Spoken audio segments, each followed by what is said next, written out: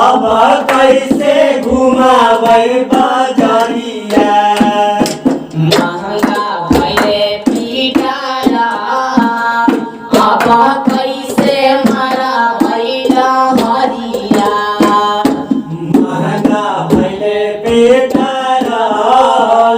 अब कैसे मरा भइला हरिया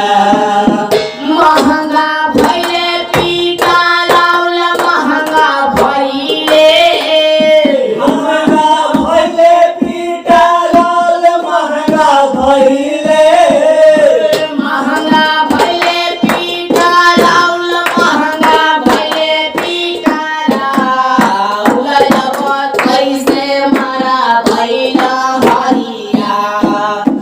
महंगा भइले पिटारा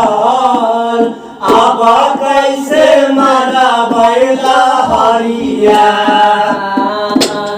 कैसे बतैया भैया करलौ विपतिया परलौ विपतिया भैया परलौ विपतिया एही सोची सोची खाली ठोकहियौ छतिया यही सोची सोची खाली ठोकरियौ छतिया ज्ञानी अपना साई देला गौ विपतिया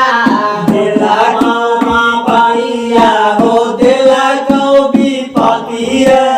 नीति समैया चोदाना के सुझौना उपैया सुझौना उपैया भैया सुझौना उपैया विकासा